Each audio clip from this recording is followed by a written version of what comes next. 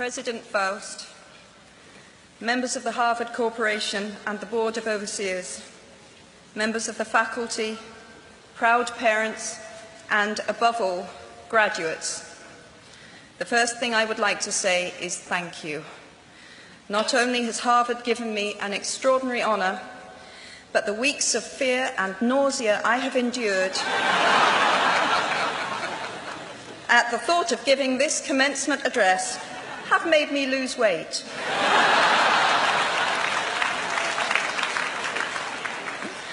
A win-win situation. Now all I have to do is take deep breaths, squint at the red banners, and convince myself that I am at the world's largest Gryffindor reunion.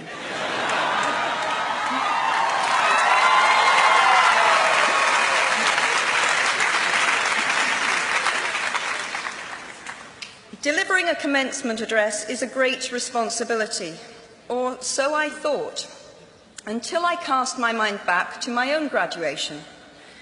The commencement speaker that day was the distinguished British philosopher Baroness Mary Warnock. Reflecting on her speech has helped me enormously in writing this one, because it turns out that I can't remember a single word she said.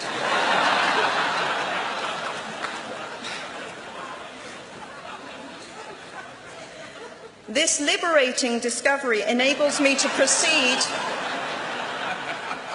without any fear that I might inadvertently influence you to abandon promising careers in business, the law, or politics for the giddy delights of becoming a gay wizard.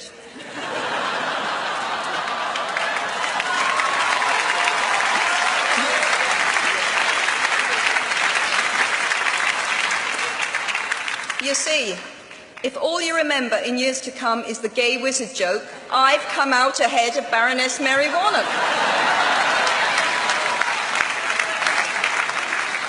Achievable goals, the first step to self-improvement. Actually, I have racked my mind and heart for what I ought to say to you today. I have asked myself what I wish I had known at my own graduation, and what important lessons I have learned in the 21 years that have expired between that day and this. I have come up with two answers.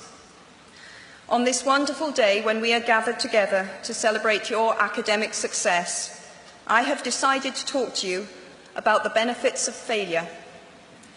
And as you stand on the threshold of what is sometimes called real life, I want to extol the crucial importance of imagination. These may seem quixotic or paradoxical choices, but bear with me. Looking back at the 21-year-old that I was at graduation is a slightly uncomfortable experience for the 42-year-old that she has become. Half my lifetime ago, I was striking an uneasy balance between the ambition I had for myself and what those closest to me expected of me. I was convinced that the only thing I wanted to do, ever, was write novels. However, my parents, both of whom came from impoverished backgrounds and neither of whom had been to college, took the view that my overactive imagination was an amusing personal quirk that would never pay a mortgage or secure a pension. I know the irony strikes with the force of a cartoon anvil now, but... So they hoped that I would take a vocational degree. I wanted to study English literature. A compromise was reached that in retrospect satisfied nobody, and I went up to study modern languages. Hardly had my parents' car rounded the corner at the end of the road than I ditched German and scuttled off down the classics corridor. I cannot remember telling my parents that I was studying classics. They might well have found out for the first time on graduation day. Of all the subjects on this planet, I think they would have been hard put to name one less useful than Greek mythology when it came to securing the keys to an executive bathroom. Now, I would like to make it clear in parenthesis that I do not blame my parents for their point of view. There is an expiry date on blaming your parents for steering you in the wrong direction.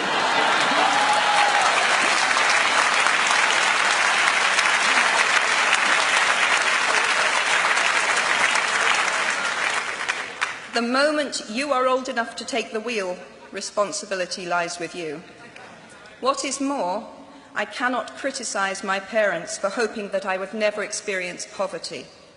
They had been poor themselves, and I have since been poor, and I quite agree with them that it is not an ennobling experience.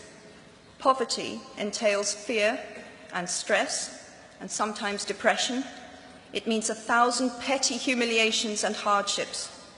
Climbing out of poverty by your own efforts, that is something on which to pride yourself, but poverty itself is romanticized only by fools. What I feared most for myself at your age was not poverty, but failure. At your age, in spite of a distinct lack of motivation at university, where I had spent far too long in the coffee bar writing stories and far too little time at lectures, I had a knack for passing examinations, and that, for years, had been the measure of success in my life and that of my peers. Now, I am not dull enough to suppose that because you are young, gifted, and well-educated, you have never known heartbreak, hardship, or heartache.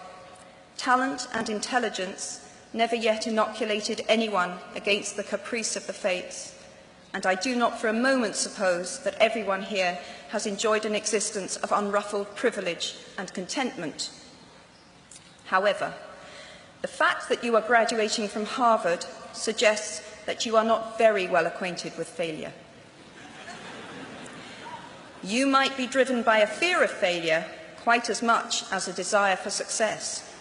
Indeed, your conception of failure might not be too far removed from the average person's idea of success. So high have you already flown.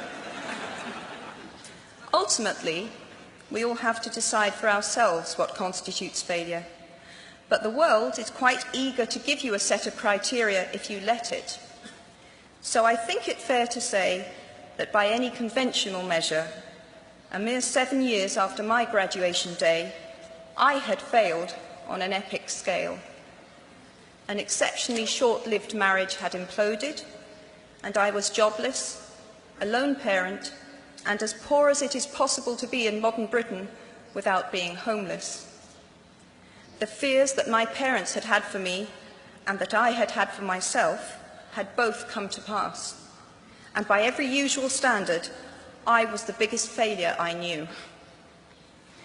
Now, I'm not going to stand here and tell you that failure is fun. That period of my life was a dark one, and I had no idea that there was going to be what the press has since represented as a kind of fairy tale resolution. I had no idea then how far the tunnel extended, and for a long time, any light at the end of it was a hope rather than a reality. So why do I talk about the benefits of failure? Simply because failure meant a stripping away of the inessential. I stopped pretending to myself that I was anything other than what I was, and began to direct all my energy into finishing the only work that mattered to me. Had I really succeeded at anything else, I might never have found the determination to succeed in the one arena where I believed I truly belonged. I was set free because my greatest fear had been realized, and I was still alive, and I still had a daughter whom I adored, and I had an old typewriter and a big idea. And so rock bottom became the solid foundation on which I rebuilt my life. You might never fail on the scale I did, but some failure in life is inevitable. It is impossible to live without failing at something, unless you live so cautiously that you might as well not have lived at all, in which case you fail by default. Failure gave me an inner security that I had never attained by passing examinations. Failure taught me things about myself that I could have learned no other way. I discovered that I had a strong will and more discipline than I had suspected. I also found out that I had friends whose value was truly above the price of rubies. The knowledge that you have emerged wiser and stronger from setbacks means that you are, ever after, secure in your ability to survive. You will never truly know yourself, or the strength of your relationships until both have been tested by adversity. Such knowledge is a true gift, for all that it is painfully won, and it has been worth more than any qualification I ever earned. So given a time turner, I would tell my 21-year-old self that personal happiness lies in knowing that life is not a checklist of acquisition or achievement. Your qualifications, your CV, are not your life, though you will meet many people of my age and older who confuse the two. Life is difficult and complicated and beyond anyone's total control, and the humility to know that will enable you to survive its vicissitudes. Now, you might think that I chose my second theme, the importance of imagination, because of the part it played in rebuilding my life, but that is not wholly so. Though I personally will defend the value of bedtime stories to my last gasp, I have learnt to value imagination in a much broader sense. Imagination is not only the uniquely human capacity to envision that which is not, and therefore the fount of all invention and innovation. In its arguably most transformative and revelatory capacity, it is the power that enables us to empathise with humans whose experiences we have never shared. One of the greatest formative experiences of my life